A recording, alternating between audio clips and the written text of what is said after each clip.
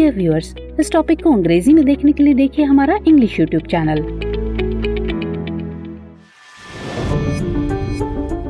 दृष्टि आईएएस के to the point programme में आपका स्वागत है। आज के एपिसोड में हम बात करेंगे केशवानंद भारती मामले की, लेकिन सबसे पहले जान लेते हैं कि टॉपिक आखिर खबरों में क्यों है।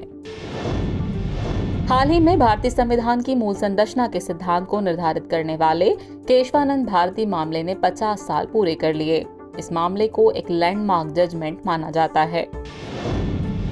तो चलिए जानते हैं कि ये 1973 का केशवानंद भारती केस क्या है। 24 अप्रैल 1973 को सुप्रीम कोर्ट ने केशवानंद भारती, श्रीपादगल वरु और अन्य बनाम केरल राज्य मामले में अपना फैसला सुनाया था। यह ऐतिहासिक मामला था जिसने संसद और संविधान के बीच संबंधों को फिर से परिभाषित किया था।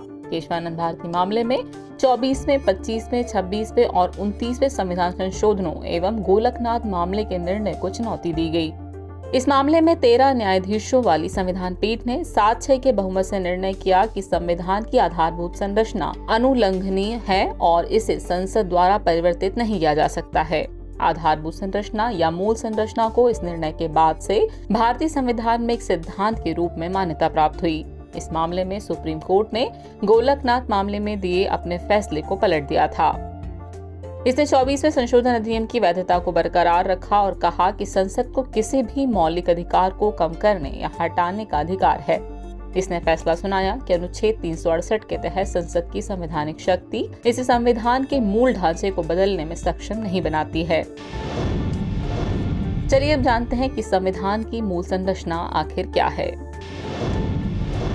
संविधान की मूल संरचना से तात्पर्य संविधान में निहित उन प्रावधानों से है जो भारतीय संविधान के लोकतांत्रिक आदर्शों को प्रस्तुत करते हैं। इन प्रावधानों को संविधान संशोधन के द्वारा भी नहीं हटाया जा सकता है।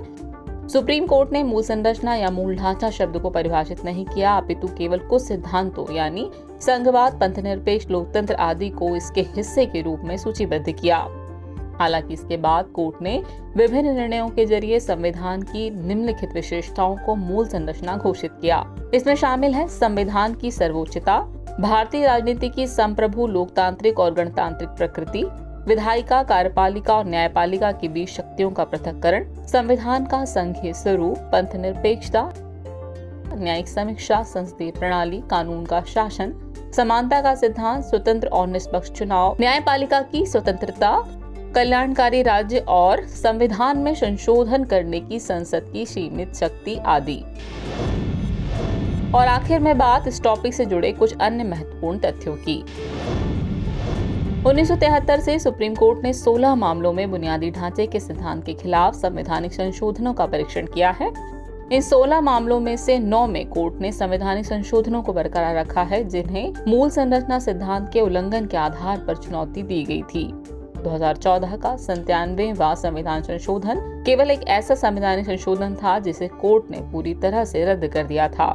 इस संशोधन ने राष्ट्रीय न्यायिक नियुक्ति आयोग यानी NGAC की स्थापना का प्रावधान किया था।